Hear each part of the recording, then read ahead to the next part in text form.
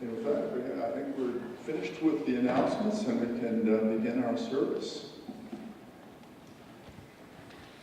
So good morning. Good morning. My name is Bob Messing, and I'm a member of the, I've been a member here since 2007, and not coincidentally, I'm a member of the Stewardship Committee. This is going to be woven through the service today. In honor of Stewardship Sunday, and actually most of the Stewardship Committee is going to be playing a little role in the service today. I think it might be appropriate right here at the beginning of the service for me to share with you briefly why I feel strongly about stewardship and supporting this church. First, just a simple thing. I grew up in a household where it was understood that you support your church and that you vote Republican. Okay. So not everything carried over, but as I've gotten older, I understand better the lifelong importance of church in our lives and in the life of the community. So, interesting, in the putting together the pieces for the pledge packet, one of my assignment was to just update this little insert, and it's interesting. It's probably an incomplete list. I put as much as I could fit on a page and a half, and it's small print, but I think this is an impressive list, and I think it really represents this enormous commitment of time and talent of this congregation, and most importantly, I think it's the genuine caring of this community. I'm happy to support that kind of effort, and I think it's pretty apparent to me that you are as well. So with that, I'd like to return to our regularly scheduled program here.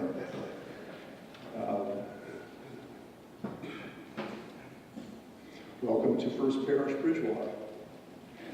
First Parish is a welcoming congregation. We proudly fly the rainbow flag to symbolize our welcome to people of every description. We have a dynamic religious education program, which all young people are invited to join later in the service. If you are new to First Parish, we hope you enjoy your visit with us. We encourage you to sign the guest book on the table at the rear of the sanctuary. If you wish to receive our monthly newsletter, please be sure to include your email on the email address on it and sign it. We invite you to join us for coffee, snacks, and conversation in the upper parish hall to your right following the service. Now this actually, I have a little paragraph here that's just going to duplicate what Jan was just saying, but additionally, if you are curious to learn more about this faith community and our denomination, please join us after coffee hour today for an introduction to Unitarian Universalism and First Parish. Please note our service this morning is being recorded for Bridgewater Cable TV, but the camera is turned off during the sharing of joys and sorrows. You are welcome here. Thank you for joining us. Your presence here makes a difference. And now I invite you to greet your neighbors.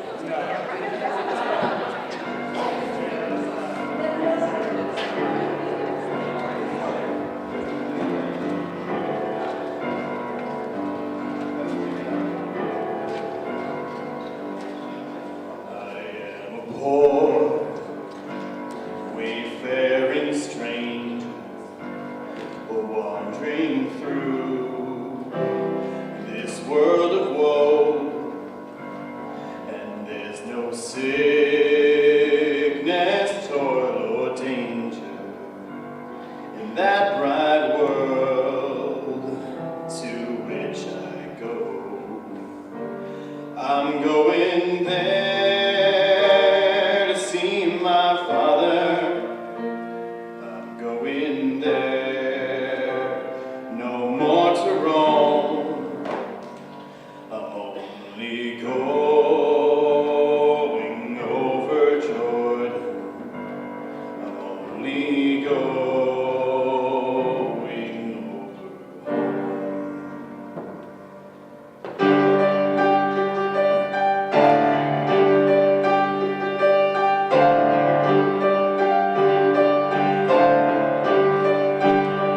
I know dark clouds will gather around me. I know my way is rough and steep, but golden fields lie just before me, where weary eyes no more will weep. I'm going there to see my mother. I'm going there, no more to roam. I'm only going over Jordan. I'm only going over home.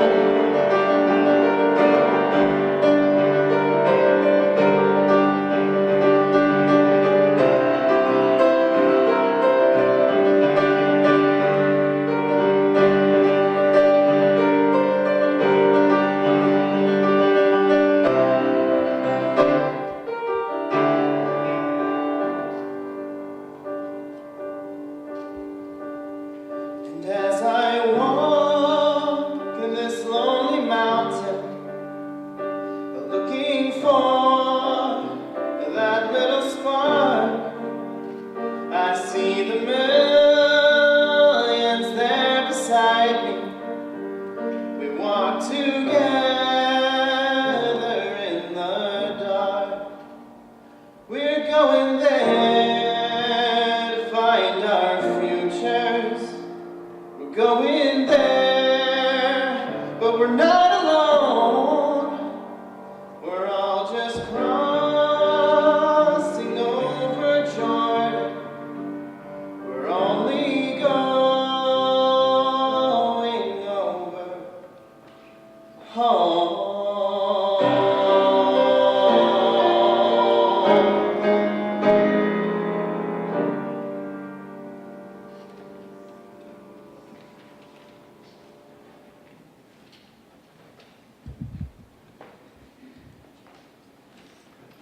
To ask Michael to come to Wagner to come up and help me light our candles this morning.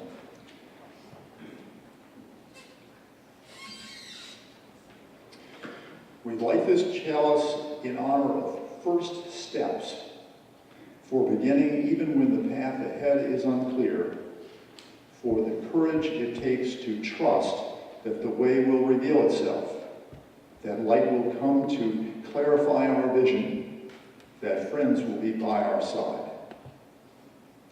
And among those friends are the members of the Partner Church in Harmlaw, Transylvania, for whom we light this. Thanks, Mark. Good.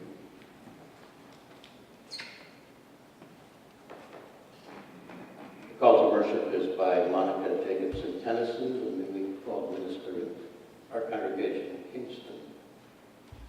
What is it that calls you here, that calls you onward, that calls you inward, that leads you homeward? What is it that gives you the power to make that change, to ask that question, to take that journey? What is it that says you have done well, that asks you to learn more, that brings you to stillness, that holds you up in hard times? It is relationship, the beating heart of our faith. It begins when we share this hour, our truths, this air, our hearts. Come, let us worship together. The opening hymn was familiar to our pilgrim ancestors in tune, but not in words. We had an adaptation by one of the members of our stewardship committee, Jenny Conklin, and you can only look a tune I think is familiar. We sing now together. Please rise and bow your heads.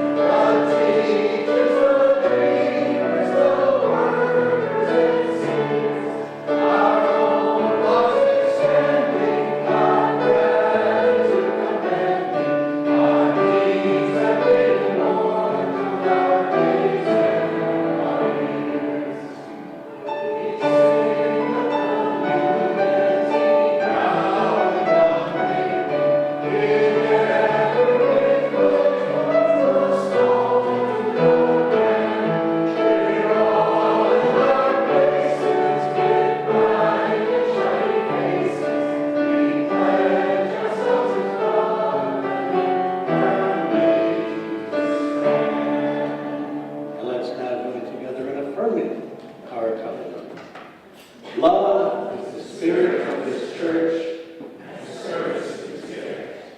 This is our great covenant, to dwell together in peace, to speak the truth in love, and to help one another.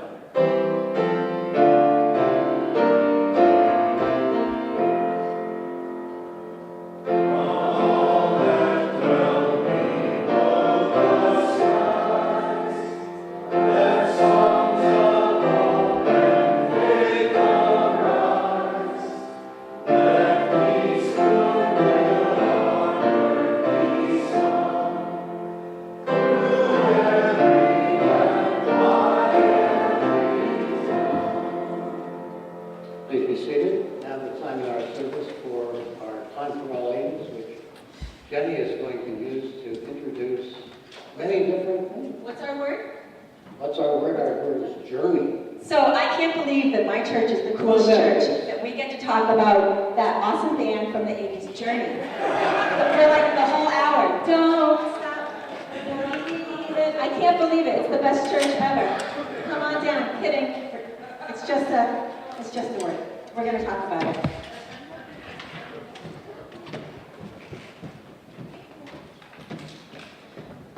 All right, yes, I have dual roles today because I too am on the stewardship team.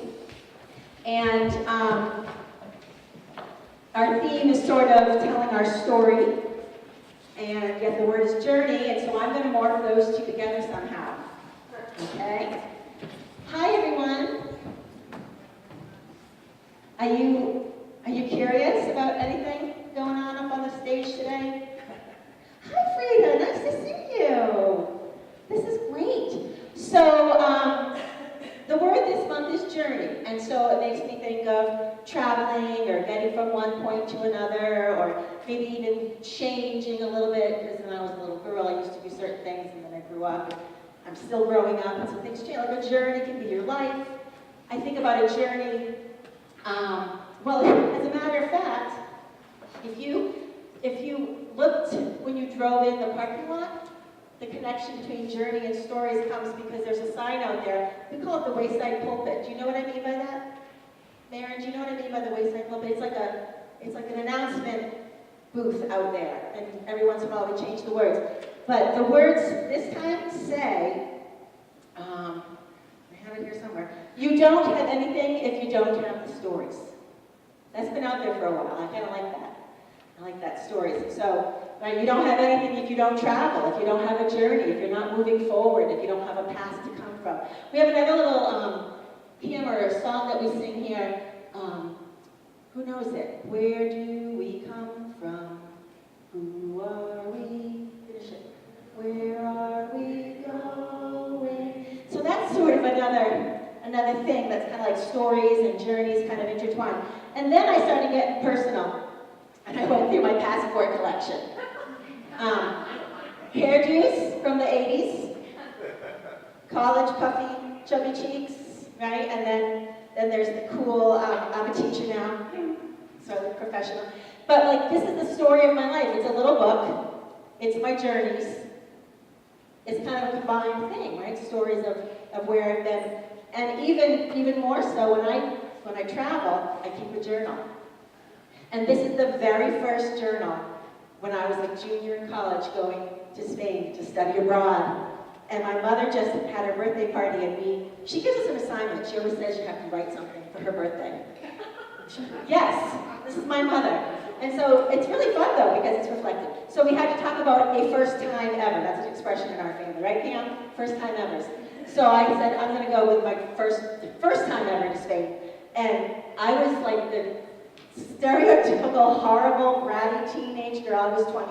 But like, exactly what I don't want my students to be when they travel now. So I've learned. My journey, my travel, my story has changed me, and I've grown a little bit.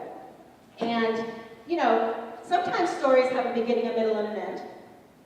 So does a trip or a journey. Sometimes we're only in the beginning of it. Sometimes we're only in the middle of it. Sometimes we know we're at the end of it. I mean, there's just so many crossover metaphors we can do. But the thing about stories is that you can go anywhere. Think about reading a book, and now you're there. You're at Hogwarts, right? You're there. You go to Narnia. Go through that wardrobe, and you're there. And that's another thing about travel and stories and journeying and how everything kind of like that's what it's all about. And then to top it all off, some of us do our stories out of order. Really, there's no right order. That was one thing I learned from my family, was that, you know, there seems to be a right way to do things, but we still love you if you do it in a different way. You know? Some people didn't go to college until much, much later. Some people never went to college. Some people had their children, didn't have children, got married, didn't get married, all those different things. But everyone's story kind of takes them, their journey takes them where they need to go. And that's kind of the metaphor that I wanted to share about the word journey, but to connect it, oh, you're excited, aren't you? To connect it to stories, I'm going to reveal our stewardship big number. And this up here, if you are, we have a few librarians in the crowd, don't we? Support your local library. This is my interpretation of the Dewey Decimal System. Well, we're just going to call it the UUE Decimal System. The pun is intended, yes? And so instead of the numbers on the book, this is the dollars that we're trying to achieve. And based on some of the incoming pledges that we've received so far, we are at the magical number. We're trying to get to 100,000. And we are at the magical number of 64,260 already. Applause, applause. Really. So we talked about the time, the talent, and the treasure. This is the treasure part. So guys, can you pull that off for me, nice and easy? Can you pull that reveal? I've created, well, it's not quite there yet, but there will be 100 books to represent the $100,000 that we're trying to arrange. And these are our stories. A lot of these books came off my own house, my own shelf. Sometimes I just took a book and put a cover on it and wrote a new title on it. But I wanted to know, kids, if you had a story, what might your title be? What would the name of your story be? And I want to add this to our collection. All right? So let's think about that for just a couple of minutes. What would the name of your story? And I'll read a few up here because some of us did this the other night. But I'm going to need some help. I need some volunteers. Okay? There's 1, 2, 3. Ben, you see that up to the green? And glue sticks? Can I get you 3 over there to glue stick those up here? I'm going to write the official number. Who remembered what I said? Who remembered what I said? I did. I wrote it right here. Okay, 64260. All right, look at me, not going to put Sharpie on the real wall. 6, it's not my first time. 6, 4, 2, 6, oh, is where we are today. So, okay, I thought you were lip-syncing the wall. Lip-syncing the wall. So, let's put a 1 and a 2 and a 3 up to here that says thank you so far. Your story is our pledge, okay? But let's go to this part. Do you need a job? Do you need a job? Do you want a job? Can you put this at the very, very beginning of those books? Okay? And then can you count 10 books and put this one there? I'm pretty sure it's going to be an orange book. Okay? And then you count 10 more. It's probably going to be an orange book. And then you count 10 more. And every 10 of these is $1,000. And another one here. And another one. And now this one. And this is where we are so far. But we want to get to 100. A couple of stories here left in the stacks. We haven't had room for them. If you have a story, if you have a book on your shelf that is part of your journey, bring it in, and we'll add it to this. Okay? The other night at our dinner, people were giving me some new titles. Let It Be, Accept the Contradictions, The Power of Showing Up, Shape-Shifting, Yet He Persisted. Okay? So the orange books are all of our Soul Matters themes. Right? We started here with a prelude. That seems appropriate, right? Our story. And we've got joys and sorrows. And if you come up and you read some of these titles, they're pretty interesting. Vision, sanctuary, memory, mystery, possibility, trust. We need to get our month of journey up there so next week. Get those pledges in. But there's all kinds of stories that our people wrote. Kelsey's cookbook is in here. Faye George's poetry is in here. Joanne Janino's poetry is in here. Winston's got some poetry in here.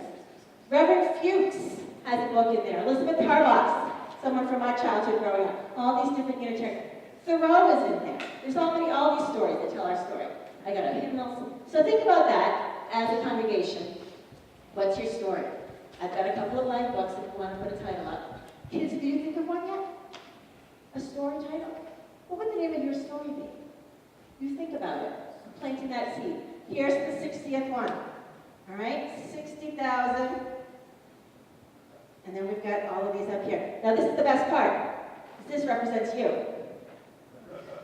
Holding it up. But we got to get to the end of the bookcase. Okay? So thank you for your pledges. Thank you for your help. Go on your journeys. Read your stories. Share your stories. Live your stories. But thank you all for being a part of this church and part of my journey. Okay.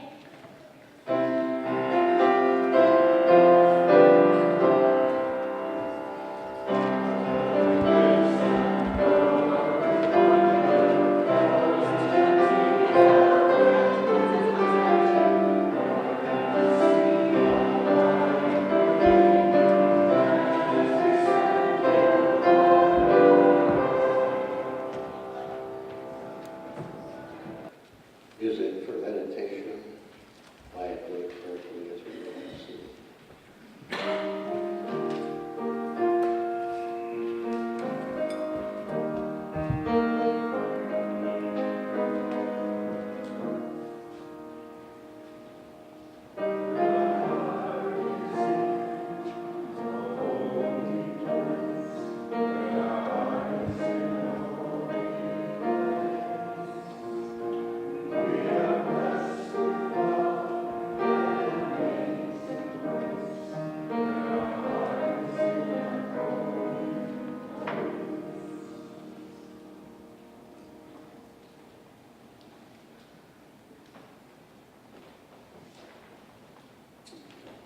All right, good morning, everybody. Meditation is going to be a little different this morning. This is not an advertisement, but just to let you know. The second Tuesday evening of every month, starting on the 12th, I'll be running meditation groups. We'll go from about 7 to 8:15. So this is a little taste of what we'll be doing.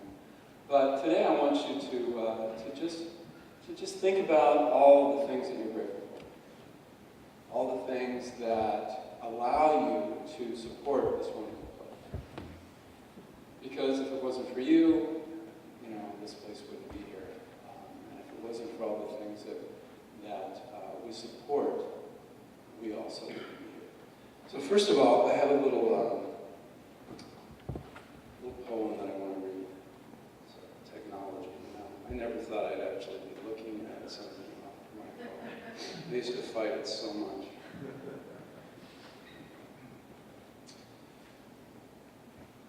I surrender to set myself free from my own expectations of how life should be. To trust what is meant will find a way as I focus my efforts on each living day. My dreams for the future I continue to see, the grip now loosen to allow them to be. Surrender's not easy, I stumble and fall, but the universe reminds me it's taking care of it all. I need not worry about the path ahead. One step at a time to my destination, I'll be led. All right, so get comfortable. Put your feet flat on the floor if you so can, otherwise let them dangle. You don't have to sit nice and rigid, but be as comfortable as you can and close your eyes. Just breathe. Just breathe gently in and out through your nose. Feel the air as it's coming in and out through your nose. The rise and fall of your chest. And the rise and fall of your belly. As those thoughts come into your mind, which they will, just treat them like clouds in the sky and let them float away. When they come back, be gentle with them and let them go again. We're going to go for about 5 minutes. Just breathe. You'll hear the bowl ring 3 times. And at the end, I'll ring it twice and say a couple things. And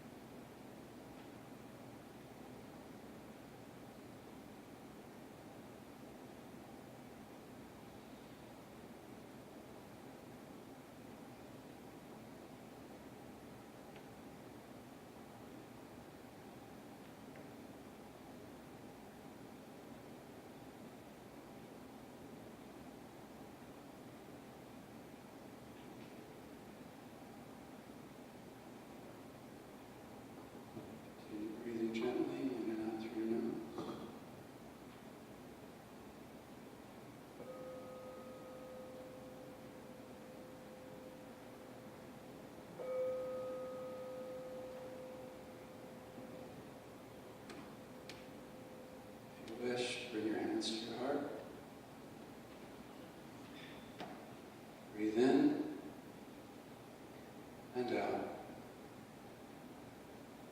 Deep, slow, calm,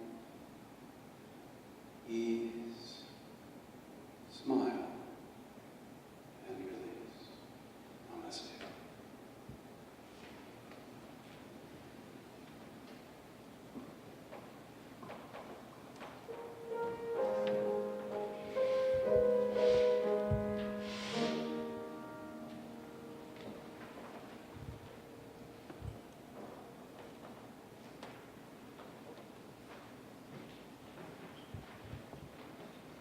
And now for our offering and our offertory.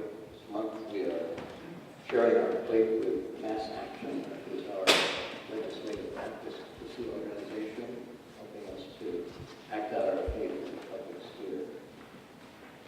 I know most of you who haven't already brought your pledge forms for next year today, and you are welcome to put those in the offering plate along with your pledges.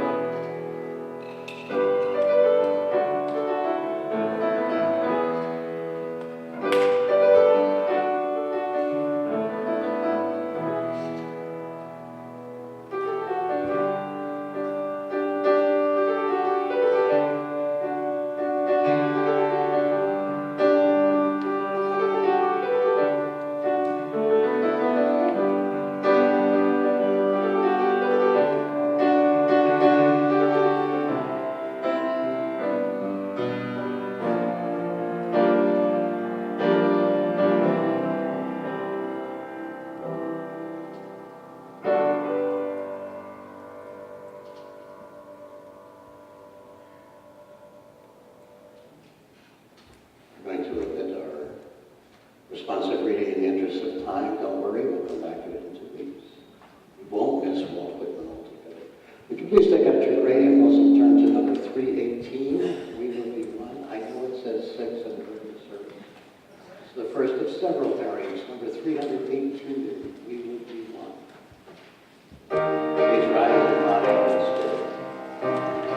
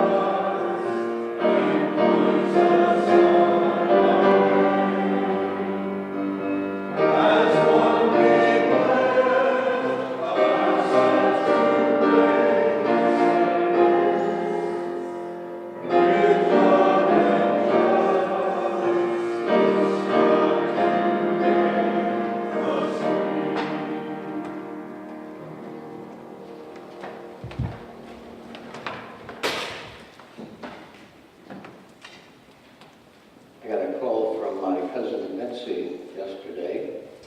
As in many extended families, we don't speak often enough.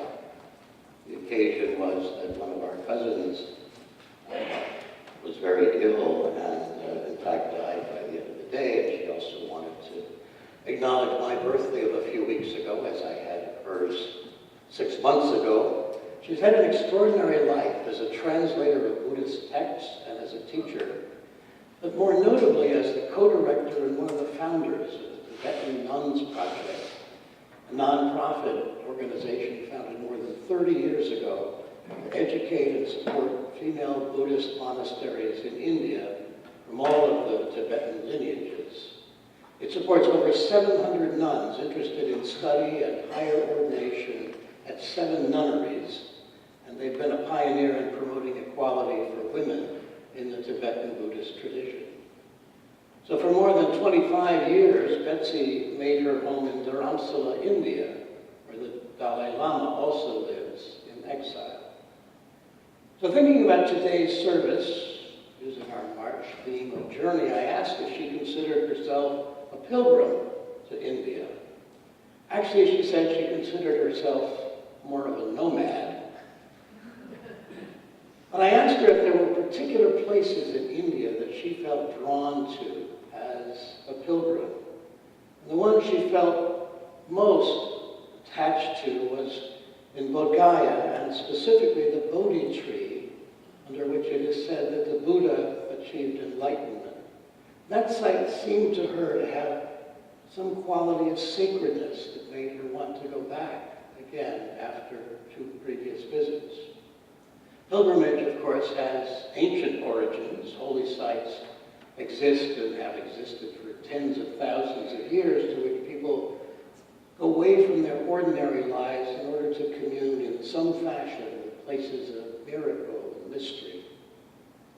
One of the most famous, of course, is the Islamic Hajj, the annual pilgrimage to the Kaaba in Mecca. The Kaaba is a sacred building which is said to have been built originally by Abraham and Ishmael, his oldest son. It had become, by the time of Muhammad, a place of polytheistic worship with symbols of gods from many different tribes, many idols. And when Muhammad returned to Mecca after defeating his enemies, he cleansed the Kaaba of all such idols and symbols of other gods and dedicated it to the service of the one God, Allah. And it's one of the 5 pillars of Islam that every person should strive to visit the Kaaba at least once in their lifetimes.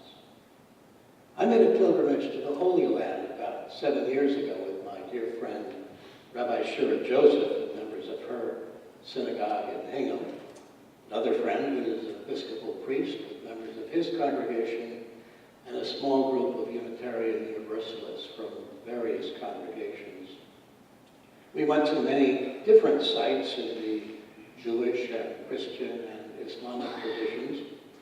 One of the curious features, especially of the Christian shrines, was that multiple places give claim to being the place at some event in the life of Jesus happened. So the traditional place of the crucifixion and burial of Jesus was established around 330 by the mother of the Emperor Constantine, who converted the Roman Empire to Christianity.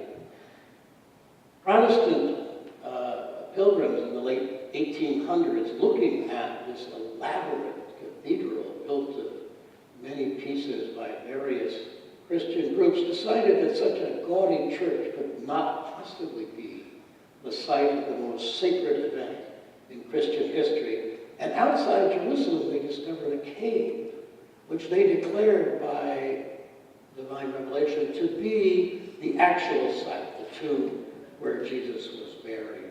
And even the Church of the Holy Sepulchre itself is contested with 4 distinct Christian groups, each controlling one or another part of the sacred site, living in such tension, Christians who are followers of the way of Jesus, that the only people they could trust to hold the key to the holy site were Muslims.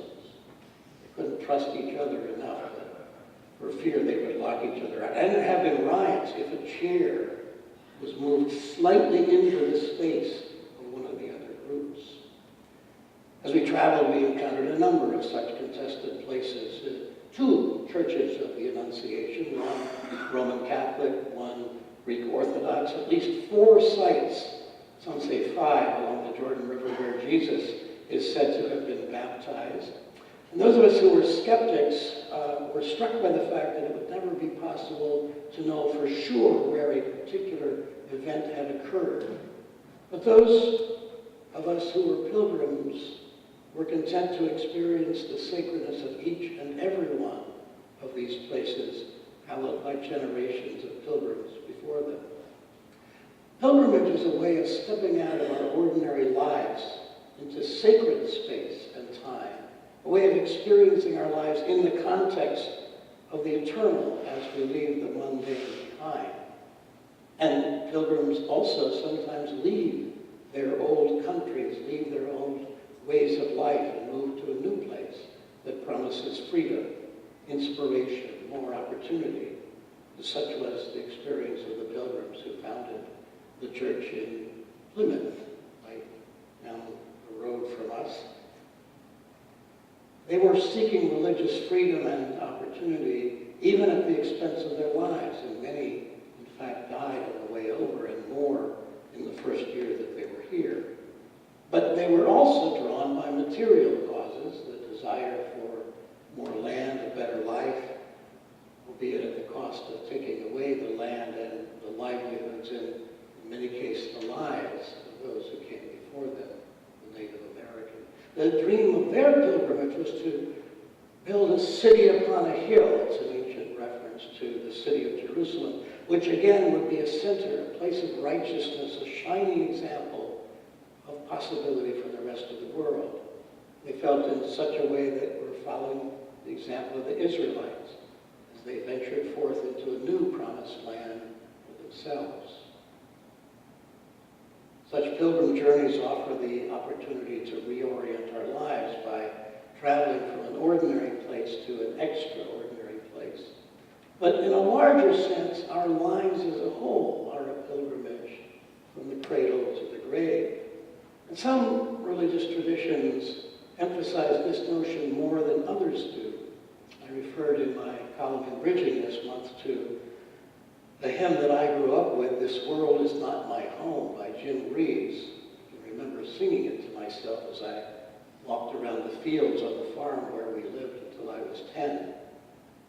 This world is not my home, I'm just a passing through. My treasures are laid up somewhere beyond the blue. The angels beckon me from heaven's open door, and I can't feel at home in this world anymore. Oh Lord, you know I have no friend like you. If heaven's not my home, then Lord, what will I do? The angels beckon me from heaven's open door, and I can't feel at home in this world anymore. As you can see, the hymn has a somewhat lively tune. I would find it coming into my head unbidden. But what I came to realize at an early age is that the image of our whole lives as a brief pilgrimage from eternity to eternity begs the question of how we should live our lives in the here and now. If our whole orientation is toward the future destination at the end of our lives, how ought we to live this life? I later came to realize that this same question haunts the centrality of being born again in the tradition where I grew up. I don't in any way want to deny that such experiences can heal lives, can change people's orientations, can help people to overcome addictions. But very soon, we get back to the question of how to continue the ordinary work of everyone's life. And the real question remains, now what? At the end of the pilgrimage to a holy place, or after our lives are transformed, after we are born again, we return to ordinary time and again face the question of how we should live our lives, how we should live these years that we are given. What examples do we follow? How do we get through the day, the week, the decades, our whole lives? My interfaith study group, which meets worshipers on Fridays in Hingham. 2 rabbis, 2 Episcopalians, a Baptist minister, a Lutheran minister, 2 Unitarian Universalists walk into a Chinese restaurant. We're working our way through the text Pirkei Avot, or the Wisdom of the Fathers, one of the Mishnah from the Talmud of Judaism. And this week, the verse by Rabban Gamliel says, treat God's will as if it were your will, and God will treat your will as if it were God's will. Ever the skeptic, I ask, how do we know what God's will is?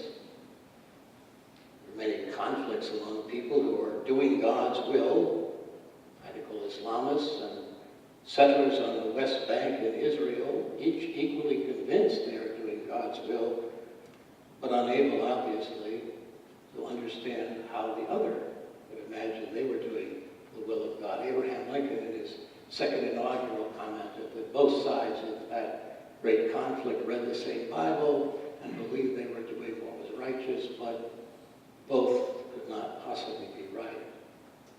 The rabbi, Shmuley Yanklowitz, whose commentary we read along with the text, says, of course, none of us will ever know the true inner workings of the mind of God. We can only approximate responses based on studying the ancient texts, our intuition, and opening our hearts to the winds of the Spirit. My colleague Rabbi Catherine Cullinar, a UU minister in Duxbury, recently joined us, and she identifies herself with the Buddhist tradition. For her, the Sangha, the community of Buddhists who gather together, is one of the most important sources of wisdom for how we ought to lead our lives. Treating God's will as our own, however we understand God, not to mention how we understand God's will, requires study and great care and the voice of conscience, but it also requires community. We need companions on every pilgrimage we take, as of the pilgrimage of life itself. Our closing hymn, Blue Boat Home, speaks of drifting here with my ship's companions, all we kindred pilgrim souls. Sometimes we take time out for a special pilgrimage to reawaken the sense of the sacred, the other dimension of living. Always we are on a journey, and that journey needs companions. We here are companions to one another, caring for each other, helping one another, sometimes offering feedback to help us journey more peacefully and with more insight. This place is sacred. Tom mentioned on Friday night this organ, which generations have maintained so that it remains a unique object held in the hands of generation after generation, made sacred by the care and attention and by the music that it brings us whenever we need it. Each week we make a pilgrimage to this sacred place to remind ourselves of our own highest aspirations and to companion each other on this journey of life from beginning to end. And it's for this reason that we support this congregation with our time, treasure, and talent. It's in this way that we help one another to answer Mary Oliver's question in her poem, The Summer Day. Tell me, she asks, what is it you plan to do with your wild and precious life? We're all on a journey. We all need companions. We're all searching for the right ways to live our lives, ways to spread love and find fulfillment, ways to discover meaning and purpose in our lives. Ultimately, we can never be certain of any of our decisions, but we must nevertheless make choices as we explore this world and this life. And in doing so, knowing that we are always dependent on companions. T.S. Eliot in Little Giddings says it well. What we call a beginning is often the end, and to make an end is to make a beginning. The end is where we start from. We shall not cease from exploration and the end of all our exploring until we arrive where we started and know the place for the first time. Amen. And blessed be. We're not singing hymn number 1074, Turn the World Around. We did that on Friday. Instead, we're singing 1064, Blue Boat Home. Number 1064. Please rise.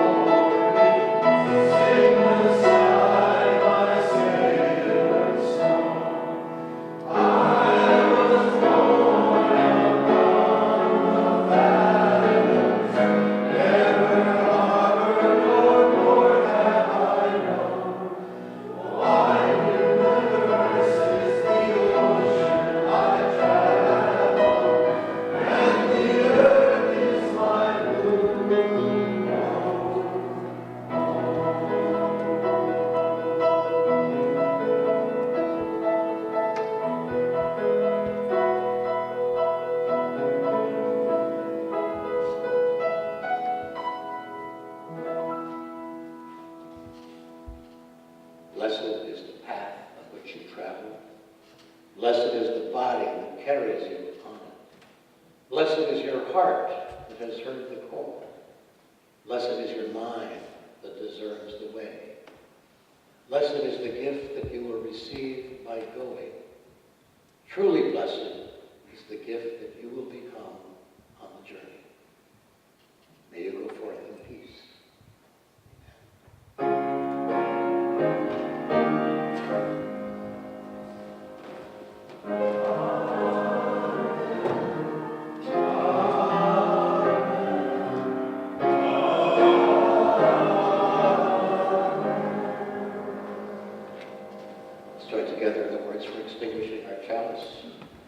We extinguish this flame, but not the light of truth, the warmth of community,